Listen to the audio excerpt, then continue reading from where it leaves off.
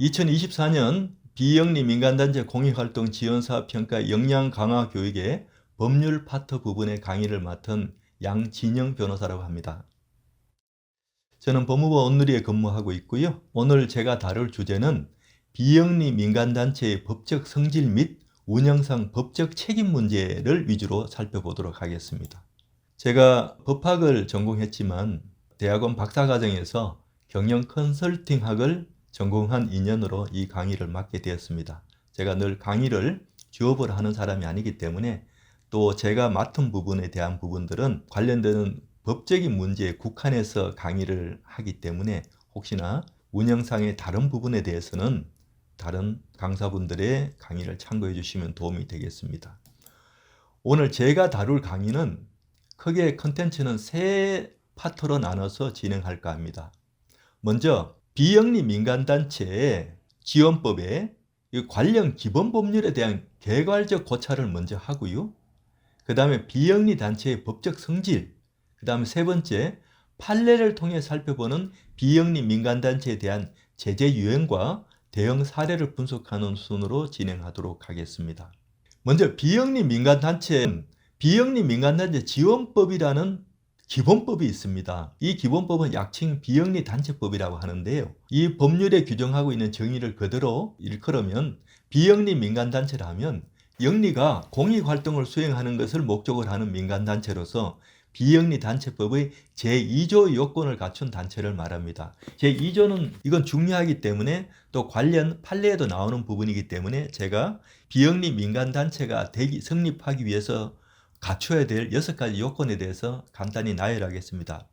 첫 번째, 사업의 직접 수혜자가 불특정 다수일 것. 두 번째, 구성원 상호 간의 이익 분배를 하지 아니할 것. 셋째, 사실상 특정 정당 또는 선출직 후보를 지원 또는 반대할 것을 주된 목적으로 하거나 특정 종교의 교리 전파를 주된 목적으로 설립 운영되지 아니할 것. 넷째, 상시 구성원 수가 100인 이상일 것. 다섯째, 최근 1년 이상 공익활동 실적이 있을 것. 여섯째, 법인이 아닌 단체일 경우에는 대표자 또는 관리인이 있을 것.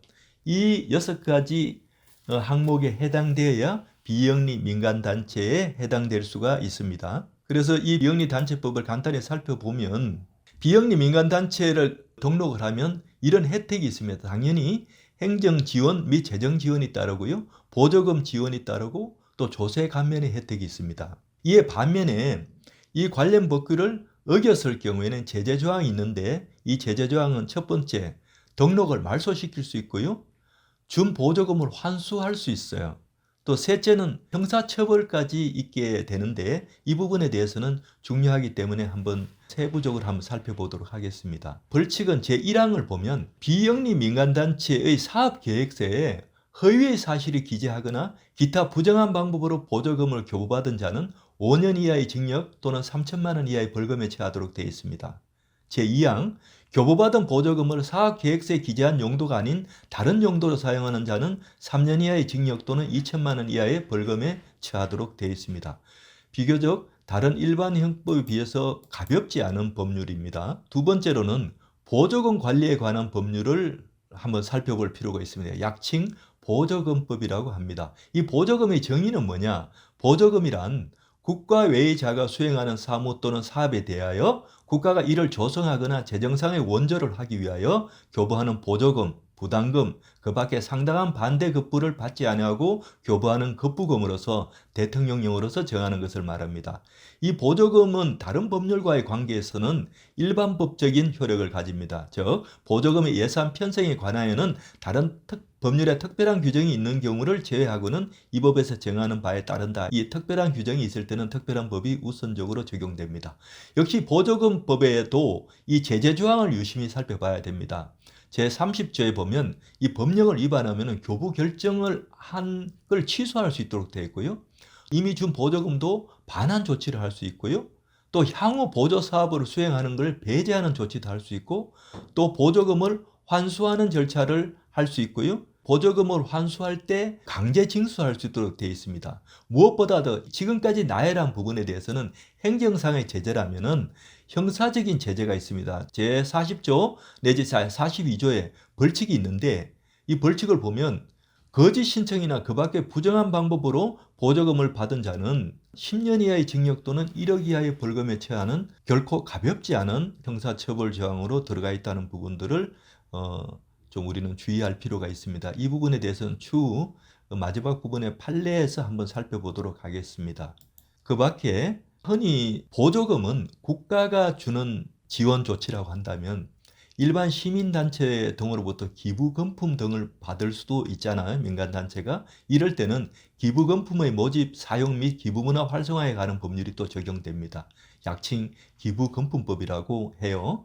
이 기부금품법에 대해서도 위반하면 3년 이하의 징역 또는 3천만 원 이하의 벌금에 처하도록 되어 있고, 양벌규정이라고 하는 어떤 위법한 행위를 했을 때 개인과 단체가 같이 처벌받는 조항을 말합니다. 그래서 대표자 혹은 사용인이 위반 행위를 하면 법인 또는 단체에게도 벌금형을 병과할 수 있는데, 그 밖에 기부금품법에서는 가벼운 위반 행위에 대해서는 과태료 조항이 있습니다. 그런 부분들을 감안하시고, 일반적으로 형법, 민법, 기본적인 일반법에 대한 부분들은 당연히 모든 비영리 민간단체라서 예외일 수는 없지만, 특별히 비영리 민간단체에 적용되는 법률에 대해서는 이 세 가지 법률을 주의 깊게 먼저 살펴보면 운영을 하실 때 리갈 리스크를 피할 수 있다고 보여집니다. 그리고 비영리 민간단체는 어떤 법인으로 운영할 수도 있어요. 근데 법인이 아닌 경우에 비영리 민간단체가 과연 당사자로서의 능력을 가지느냐, 즉 소송을 할 때 원고가 될 수 있느냐, 아니면 비영리 민간단체를 상대로 해서 우리가 소송을 제기할 수 있느냐, 이런 거는 비영리 민간단체의 법적 성질과 관련되어 있습니다. 이거 관련해서는 잘 와닿지 않으실 것 같아서 제가 2003년에 있었던 도롱뇽의 친구들이라는 환경단체가 제기한 소송의 사례를 들면 좀 이해가 좀 쉽게 될 수 있을 것 같아요. 아마 한 20년 전의 일이기 때문에 기억을 못 하시는 분들도 있겠지만, 또 그때 당시에 워낙 화제가 됐기 때문에 아마 잘 기억하실 겁니다. 이 사건의 요지는 사실은 경부고속도로 건설 노선을 발표하면서 대구 부산 구간에 천성산이라고 있습니다.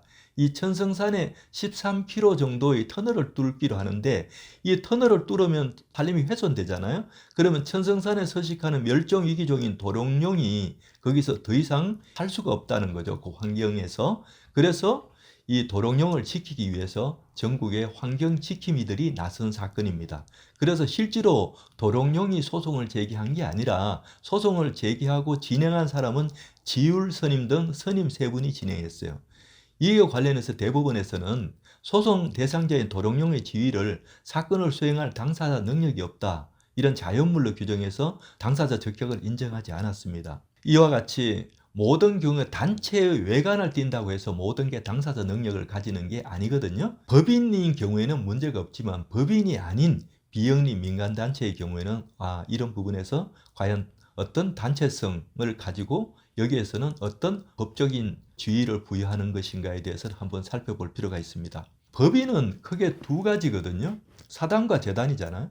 근데 이런 경우에는 이제 비영리 민간단체가 법인 형태로 존재하는 건 물론 더 이상 논할 필요가 없이 당사자 능력이 당연히 인정됩니다. 문제는 법인이 아닌 사단, 법인이 아닌 재단의 경우에 어떤 법적 능력을 귀속시킬 것인가, 이 부분에 대해서는 한번 살펴봐야 되는데요. 일단 법인 아닌 사단의 경우 먼저 한번 살펴볼게요. 법인이 아닌 사단의 경우에 법적인 당사자 능력을 부여받기 위해서는 갖춰야 될 요건이 단체로서의 조직을 갖춰야 돼요. 그리고 대표의 방법, 총회의 운영, 그리고 재산의 관리, 그 밖에 사단으로서의 주요한 점이 규칙 또는 정관에 의해서 확정되어 있어야 됩니다. 다만 법인으로 설립되지만 않았다는 차이만 있을 뿐 외관은 거의 유사하게 다 갖춰지고 있어야 된다는 겁니다. 이럴 경우는 법적 성격을 어떻게 하느냐, 대내적으로 모두 사단법인에 관한 규정을 준용하도록 되어 있습니다. 이러한 경우에는 제3자는 법인 아닌 사단에 대해서 소송도 할 수 있고요, 강제집행도 할 수 있습니다. 또 이런 대표기관의 불법 행위로 인한 사단의 배상 책임에 대해서도 비법인 사단에 대해서도 모두 책임을 물을 수 있어서 개인과 이 단체에 대해서 책임을 물을 수 있다는 겁니다. 그럼 이 법인 아닌 사단의 경우에 재산 귀속 관계는 어떻게 할까요? 이럴 때는 특별하게 우리 민법에서는 아예 조항을 두고 있어요.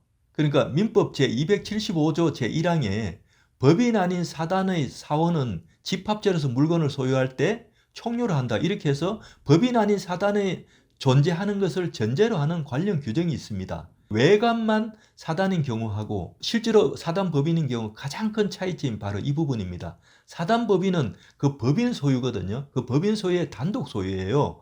그런데 법인 아닌 사단의 경우에는 이 전체 재산 관계에 있어서는 총유로 한다고 되어 있거든요. 참고로 우리가 어떤 물건이나 재산을 소유할 때는 총유, 합유, 단독 소유 이렇게 세 가지 형태거든요. 이 세 가지 형태로만 존재할 수 있어요. 법인 아닌 사단의 경우에는 재산의 귀속 관계가 총유를 한다고 그렇게 돼 있어서 법인인 사단인 경우와 다른 겁니다. 그 다음 법인 아닌 재단의 경우는 비영리적인 목적을 위해서 재단을 출연하고 관리 조직을 만들어서 목적을 위해서만 재산을 사용하도록 했는데 단 재단법인으로 설립하지만 않았어요. 이런 경우에도 역시 소송과 강제집행의 관계에 있어서는 재단법인과 마찬가지로 법인 아닌 재단과 재단법인 사이에는 차이가 없어요. 그리고 법인 아닌 재단도 법인 아닌 사단과 마찬가지로 소송상의 당사자 능력을 인정받고 있습니다. 그러면 재산 귀속 관계는 어떨까요? 법인 아닌 사단의 경우는 총유라고 했잖아요. 그런데 이 법인 아닌 재단의 경우에는 총유로 하기에는 그게 사원이 없어요. 그리고 구성원이 없다는 거죠. 이런 경우는 어떻게 할까요? 사단과 관리 구성원이 없으므로 총유라고 할 수도 없으니 결국 이게 법적인 논쟁이 좀 있는데요. 이럴 때는 총유라고 할 수도 없고 단독 소유라 하려고 하니까 공시 방법도 따로 없으니까 결과적으로 보면 편의상 재산은 그 관리자의 개인 명의, 대표자의 명의로 보유되고 실질적으로는 신탁의 이론은 귀결되는데 간단히 얘기하면은 그냥 이거는 개인 명의로 관리될 수밖에 없고 일종의 명의 신탁으로 관리된다 이렇게 보면 되겠습니다. 그래서 이 세 가지를 비영리 민간단체의 법적 성질을 하나로 표로 정리해 봤습니다. 표로 정리 이 부분에 대한 게 일목요연하게 볼 수 있도록 한번 정리해 봤는데요. 자, 비영리 민간단체에 이르기 전에는 비영리 임의단체라고 할 수 있어요. 이런 경우와 비영리 민간단체의 차이는 뭐냐? 기본적으로 숫자가 달라요. 일단 비영리 임의단체는 회원이 3명 이상이 되고요. 주사무소도 없어도 되고 재산 출연도 없어도 되고 임원도 대표자 또는 관리인 1인 이상이면 되는데 단지 목적사항만 비영리 사업이라는 동일성만 있죠. 그래서 가장 큰 차이는 회원 수가 일단 차이가 나고 형태가 비영리 민간단체는 비록 법인이 아닌 경우라 할지라도 실제로 법인과 그 유사한 형태의 모든 조직을 갖추고 있어야 돼요. 회원수는 100명 이상이어야 되고 주사무소도 있어야 되고요. 사단법인의 경우에는 재산 출연은 따로 필요가 없겠죠. 임원은 당연히 있어야 되고 또 목적사업도 비영리 임의단체의 경우에는 그런 제한이 없는데 비영리 민간단체가 되려면 목적사업이 최소 공익활동을 1년 이상 진행한 경우에만 해당됩니다. 이렇게 되면 주무관청의 허가를 받아야 되고요. 등록증이 주어지죠. 이제 이렇게까지 갖추어져야 비로소 비영리 민간단체의 지원법에 규정된 여러 가지 혜택을 받을 수가 있는 겁니다. 보조금도 받을 수 있고 조세 감면의 혜택도 받을 수가 있는 거죠. 그런데 비영리 임의단체는 그렇지가 않죠. 그래서 통상적으로 보면 비영리 임의단체로 만들었다가 구성원들을 많이 영입하고 많은 공익활동을 한 그 실적을 기초로 해서 비영리 민간단체로 진화되는 경우가 일반적이라고 볼 수 있을 겁니다. 그런데 이 비영리 민간단체가 궁극적으로는 법인으로 아예 설립해서 활동하는 경우도 역시 법인으로 설립된다고 해서 비영리 민간단체법의 적용을 받지 않는 건 아닙니다. 그러니까 반대로 비영리 민간단체는 반드시 법인 설립을 요하는 건 아니지만 법인으로 설립됐다고 해서 그 혜택에서 제외되는 건 아니다. 이렇게 정리하면 되겠죠. 그 밖에 비영리 민간단체가 이제 사단법인과 재단법인으로 이렇게 형화돼서 활동하는 사례를 보면 사단법인 유니세프 한국위원회 같은 경우는 사단법인의 형태로 이렇게 활동하고요. 또 재단법인 아름다운 재단의 경우에는 이 비영리 민간단체가 재단법인의 형태로 이렇게 활동하는 경우가 있습니다. 그 밖에 특수법인의 형태로 비영리 민간단체가 활동하는 경우도 있는데요.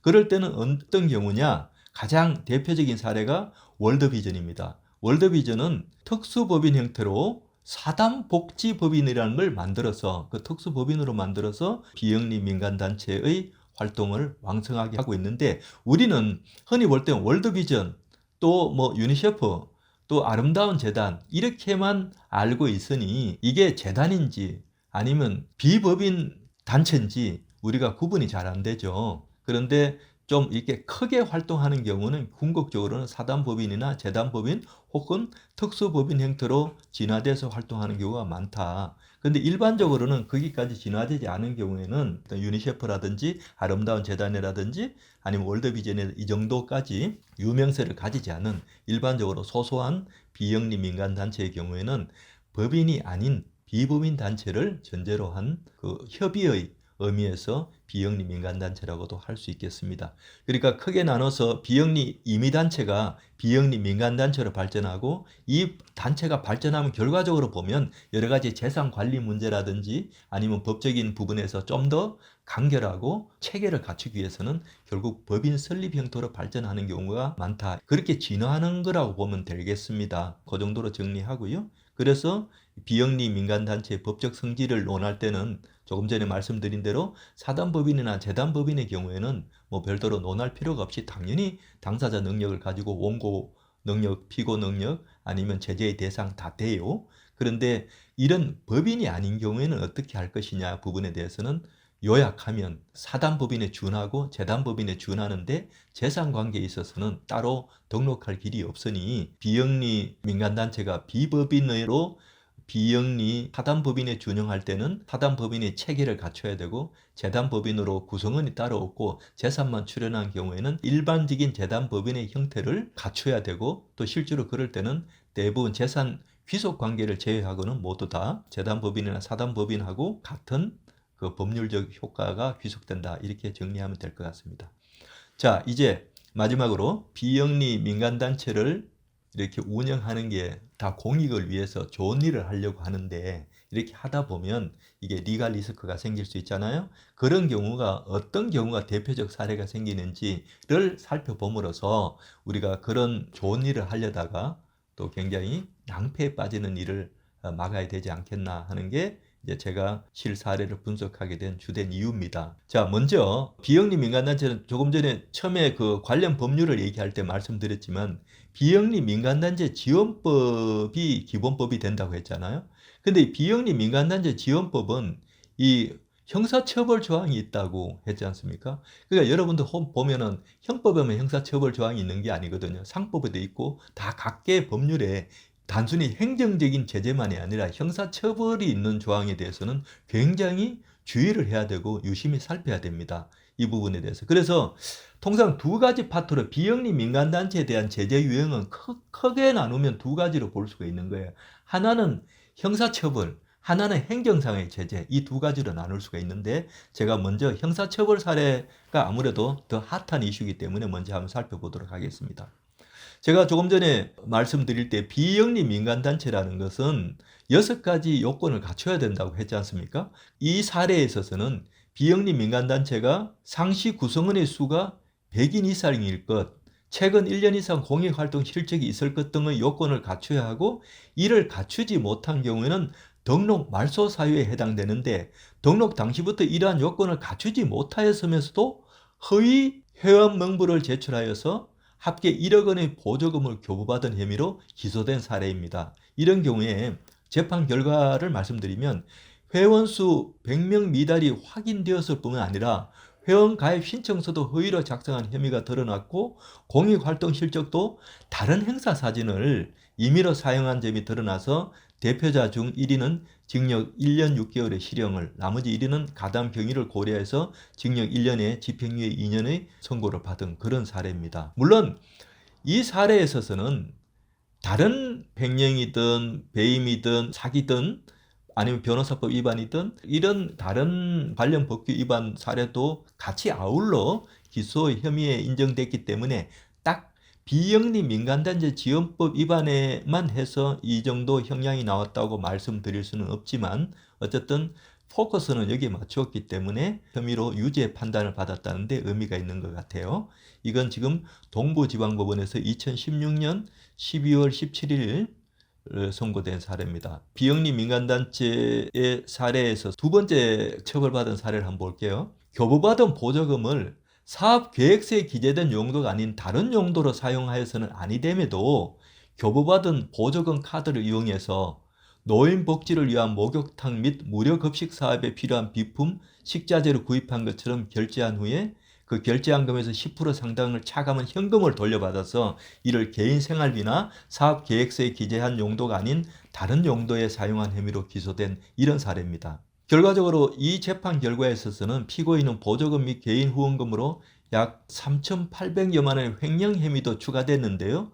그와 별도로 이거는 광주시 사례인데 광주광역시 및 광주 남구청으로부터 교부받은 보조금 합계 3,700만 원 정도가 사업계획서에 기재한 용도와 다른 용도로 사용함이 드러나서 모두 실형이 선고된 사례입니다. 그 앞의 사례의 경우에는 예를 들면 그 6가지 요건 중에서 구성원 숫자 미달을 허위로 부풀려서 한 경우고, 두 번째는 이 사업계획서에 기재된 용도 외에 다른 용도로 한 경우가 돼서 적발된 이런 사례입니다. 이런 경우에 이제 비영리 민간단체 지원법을 받았는데 모두 다 실형을 선고받았다는데 주목해야 될 것입니다.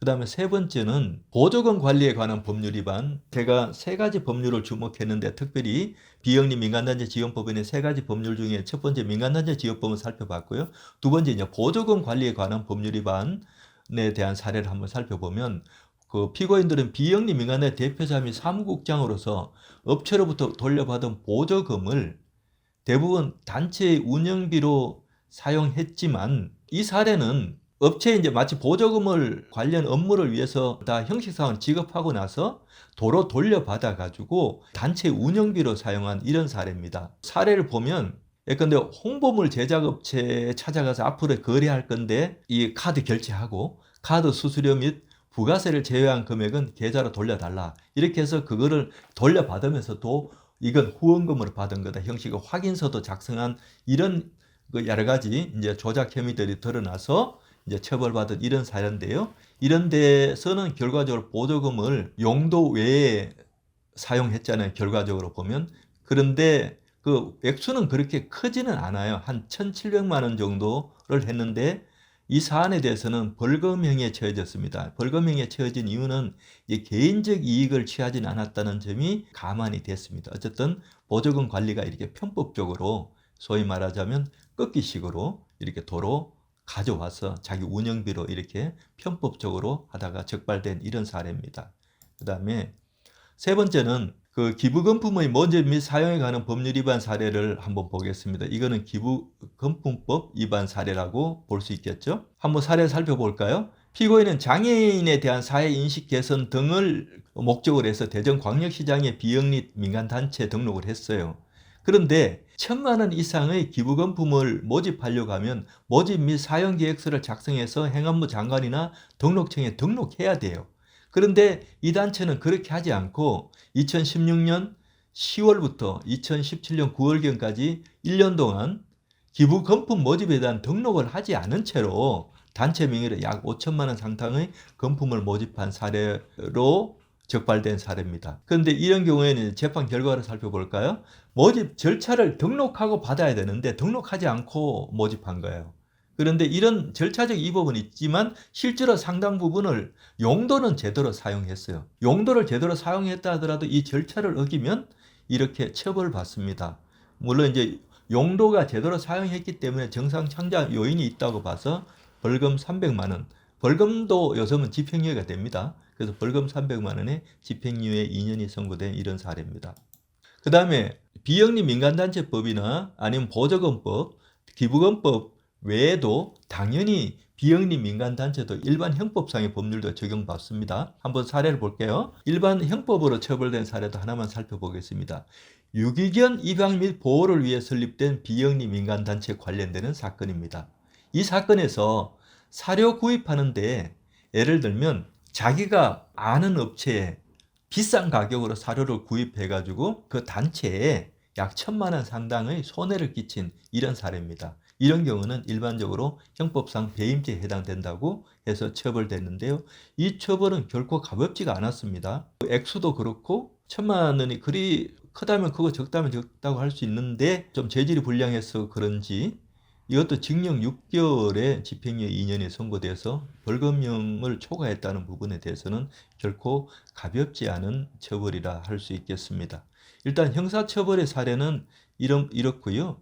그다음에 우리가 흔히 많이 보는 형사처벌은 자칫하면은 인신상의 제약을 하기 때문에 훨씬 더 피부로 와닿는 것은 굉장히 더 큰 부담감을 주는데, 그 못지않게 행정적인 조치도 비영리 민간단체의 제재에서 리갈 리스크를 초래하는 사례이기 때문에 한번 그런 경우에 한번 해당되는 부분을 살펴보도록 하겠습니다. 일단 비영리 민간단체 요건을 제가 6가지 요건을 말씀드렸는데, 요건에 해당되지 않거나 이게 상시 갖춰야 되거든요. 근데 그 부분이 뭐 중도에서 100인 이하로 줄었다든지 아니면 뭐 궤도를 이탈한 경우에는 이게 직권으로 등록 말소할 수 있도록 되어 있습니다. 이래 직권 등록 말소하는 경우에 그럼 이게 부당하다고 할 때는 처분 취소 소송을 할 수 있거든요. 이 사례는 어떤 사례냐면 중고생이 참여하는 단체를 만들었어요. 중고생이 뭐 예컨대 뭐 자주통일운동 뭐 등 중고생과 시민의 연대 이런 등등을 중고생을 말해서 사회 참여를 유도하기 위해서 만든 단체인데, 이 단체가 선출직 후보의 지지 또는 반대하는데 악용되거나 아니면 동원됐다고 보는 그런 소지가 좀 있었나 봅니다. 그래서 피고는 서울시나 행정청이 되는 겁니다. 그 서울시의 경우는 서울시죠. 서울시가 비영리 단체법 2조 제3호에 보면 특정 정당이나 선출직 후보를 지지 또는 반대하거나 특정 종교의 교리 전파를 주된 목적으로 설립 운영되지 아니할 것을 그 요건으로 명시되어 있는데 그걸 어겼다. 이래서 비영리 단체 등록을 직권으로 말소하는 처분을 내렸어요. 이럴 때 판결에 보면 흔히 보면 행정상에 수익을 주는 행정행위는 제재를 좀 넓게 인정하는 반면에 어떤 침익적 행정행위의 경우에는 굉장히 그 해석을 엄격하게 하도록 되어 있어요. 그래서 이 등록 말소 사유는 침익적 행정행위니까 해석을 좀 엄격하게 해야 된다. 이래서 그 뜻은 뭐냐면 이 제재를 남용해서는 안 된다 이런 뜻이에요. 그래서 비영리 단체 설립 운영이 사실상 특정 정당의 후보를 지지 혹은 반대할 목적으로 설립되어야 대한 규범적 요건에 대한 판단이 굉장히 엄격해야 되는데도 이걸 좀 재량권을 넓게 받기 때문에 이거는 내가 볼 때는 그 비영리 단체, 민간 단체를 직권으로 등록 말소할 사안은 아니다고 해서 이 처분을 취소한 사례입니다. 그 다음에 두 번째, 우리가 이제 더 피부로 느껴지는 건 준 보조금을 반납 처분시키는 사례가 있죠. 보조금 반납 처분을 하면 이제 보조금을 반납하게 됐으니까 이걸 이제 취소하는 소송을 제기한 거예요.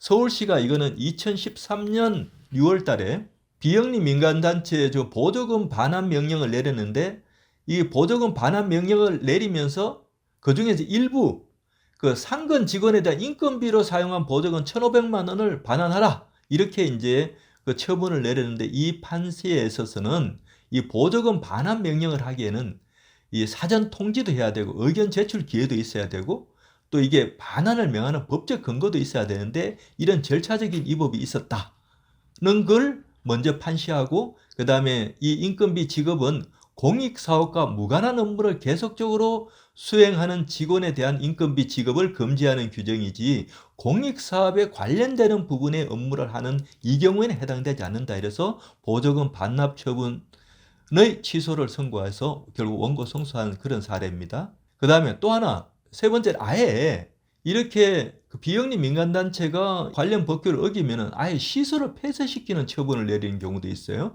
이 시설 폐쇄 처분을 했을 때 이런 경우에는 당연히 시설 폐쇄 처분 취소 소송을 제기할 수 있는데 한번 살펴볼게요. 원고는 장애인들이 인간다운 삶을 영위할 수 있도록 맞춤형 장애인 자활 지원 서비스를 제공하여 장애인들을 지원하는 목적으로 설립된 단체인데, 전북지사가 2017년경에 원고 단체가 상시 구성원 100인 이상의 요건이 갖춰지지 않았기 때문에 이거는 등록 말소 처분을 해야 된다. 등록 말소 처분을 했으니까 당연히 그 파생 효과로서 장애인 복지시설 자체를 폐쇄하라고 이렇게 처분을 내린 거예요. 이 판결이 재밌습니다. 이 판결이 있더니 이 시설 폐쇄 처분은 비영리 단체법은 등록을 마친 비영리 단체에 대해서는 정부 보조금 지원 및 조세 감면의 혜택을 부여하는 거지만 비영리 단체라고 해서 반드시 비영리 단체법에 따른 등록을 해야만 하는 건 아니다. 이거 헷갈리시면 안 돼요. 그 비영리 단체가 혜택을 받기 위해서는 등록을 해야 되는 거지만 등록을 안 했다고 해서 비영리 단체가 되지 않는 건 아니다는 거예요. 그러면 결과적으로 등록이 취소됐다고 해서 비영리 단체성까지 사라지는 건 아니다. 그러니까 비영리 단체의 등록이 말소됐다고 해서 이후에 이 비영리 단체에 기초한 장애인 복지시설에 대한 시설까지 폐쇄해야 되는 건 아니다. 그러니까 여러 가지 보조금이라든지 조세감면의 혜택을 못 받으면 되는 거지 비영리 단체성이 사라지는 것은 아니기 때문에 이 비영리 단체성은 그대로 존재하고 비영리 단체가 결과적으로 보면 이 장애인 복지시설을 설치한 거거든요. 이 장애인 복지시설까지 폐쇄하라고 할 수는 없다. 그러니까 장애인 복지시설은 반드시 비영리 단체의 등록을 전제로 하는 건 아니다. 이렇게 해서 장애인 복지시설까지 폐쇄하라는 처분은 취소하라고 해서 결과적으로 성소한 사례입니다. 자, 여기까지 제가 그 밖에 특허법에 대한 부분들도 적용되는 사례들도 있고 민사소송에서 당사자 적격과 관련되는 부분에 대해서는 뭐 일반적인 부분이라서 쟁점을 비껴간다고 생각해서 이번 강의에서는 우선 그 형사상 제재 그리고 이런 행정상 제재 그리고 그 제재에 따라서 어떤 불복 수단이 있는지 어떤 게 쟁점이 되는지 거기에 대한 어떤 구제 수단이 있는지 위주로 살펴봤습니다. 이로써 저는 이 비영리 민간단체가 존재하기 위해서는 비영리 민간단체라는 것은 과연 어떤 관련 법률에 적용을 받느냐는 걸 개괄적으로 살펴보았고요. 비영리 민간단체가 가지고 있는 법적 성질, 그건 다른 의미에서는 어떤 당사자 능력을 가지느냐. 예컨대 민사상의 원고 피고의 능력을 갖추느냐, 그런 적격을 갖추느냐, 비영리 민간단체를 상대로 해서 강제 집행을 할 수 있느냐, 이런 부분에 대한 것을 살펴보았고, 또 이 비영리 민간단체는 그 비영리 임의단체가 발전된 형태라 볼 수 있고, 좀 더 발전하면 비영리 민간단체는 비영리 재단법인 혹은 사단법인 혹은 특수법인으로도 발전해서 존립할 수 있다는 사실을 살펴보았습니다. 그리고 이런 비영리 민간단체가 예를 들면 가장 대표적으로 비영리 민간단체법 제2조에 적용된 그 요건을 갖추지 못했거나 목적을 궤도를 이탈했을 경우에는 어떤 형사적 처벌을 받고 어떤 행정상 제재를 받는지를 위주로 살펴보았습니다. 이상으로 제 강의를 마치도록 하겠습니다. 경청해 주셔서 감사합니다. 고맙습니다.